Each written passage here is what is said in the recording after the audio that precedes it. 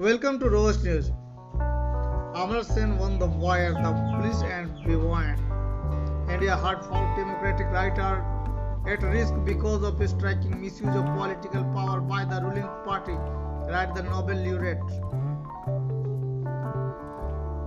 Steps to undermine democracy in India are becoming increasingly common. The police action by the Uttar Pradesh government, ruled by the same political party that runs the central government, against the wire and its founding editor Siddharth Vardarajan. So how far reaching the destructive step at democracy have become in India? The wire's view on what is happening differ from those of different government, but it is terrible to see related to the difference the attempt of the UP police to press the charge of criminality against the wire with possibility of arrest of its editor.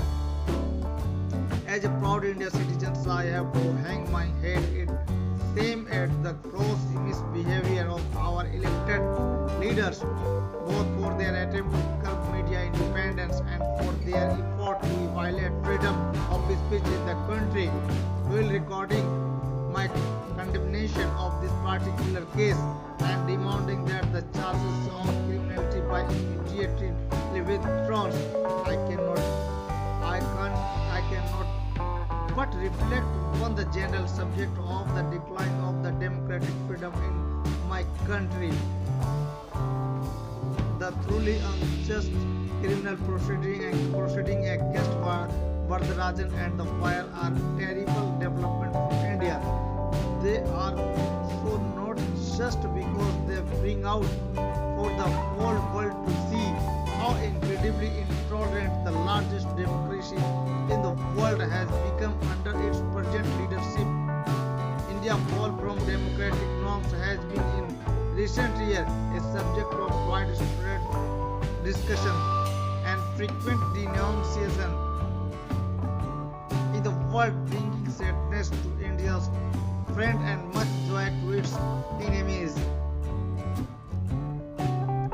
Serious as the global fall is, from which India's recovery would take time after the present political leader get replaced, as will no doubt happen sooner or later.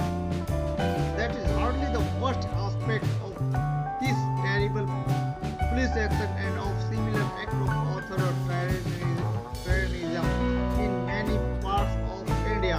The main loss for India from such striking misuse of political power is surely its far-reaching domestic consequence. Democracy in India has accomplished many positive results. The persistent occurrence of devastating famines in India, which characterized British India, stopped immediately with the establishment of democratic governance and media freedom.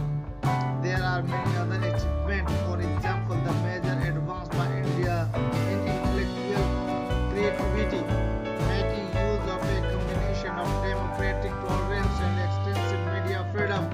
While there are other democratic objectives such as the removal of poverty and of gross inequity which need to be pursued further, they could be achieved with better policies within and helped by a democratic political system.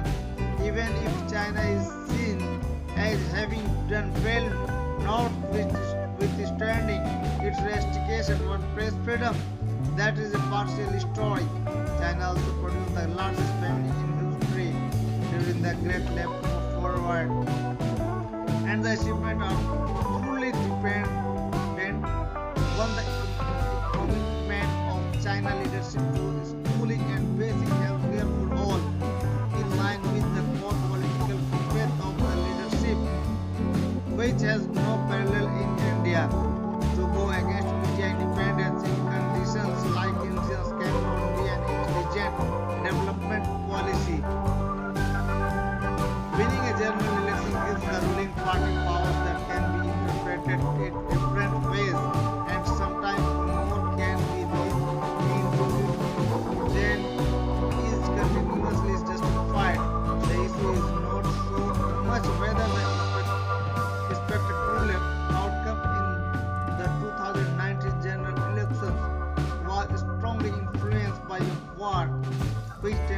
whatever ruling parties. As for Falkland War turned Prime Minister Margaret Thatcher from trailing in the polls in 1982 to a resounding victory in 1983, nor whether it was primarily influenced by the immensely large electoral resources that the ruling party had. It concerned rather the misinterpretation of the powers that legitimately follow from a victory in a legislative election.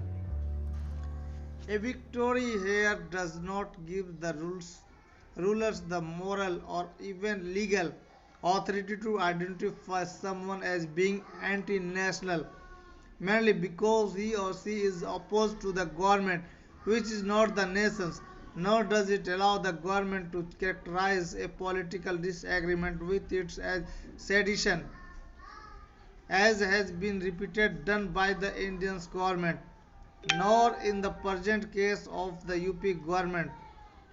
Police actions can any criminality charge by drawn based on a journalist's different reading of fact from what the government wants people to believe. I end with two final points. First, no government lasts forever, even through the ruling groups might have the illusions that they would.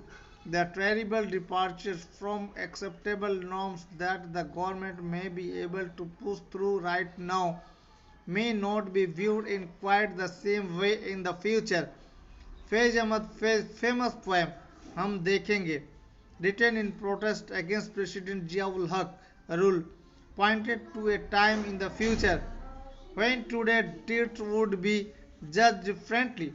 Ziao was all powerful then, but how is he viewed today? And how are the politically invincible authoritarian rulers of Latin America of the past typically seen today? Are powerful rulers in India truly indifferent to judgment that history will make? The second point concerns our national history. India fought for democratic rights for a long time during its struggle for independence. Many people gave their lives and others went through hardship to establish independent democracy in our country. With a wonderful combination of citizens with many different religions, persuasions, and convictions, that struggle was not for the arbitrary government governance by an imperious regime that fit the UP police actions against media freedom, combined with the attempted arrest of great journalists.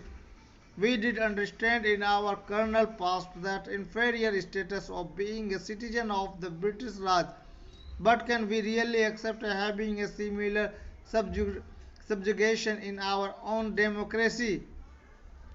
Thank you audience, thank you listener. Please comment your comment on my comment YouTube comment box. Have a nice day. Thanks audience, thanks listener.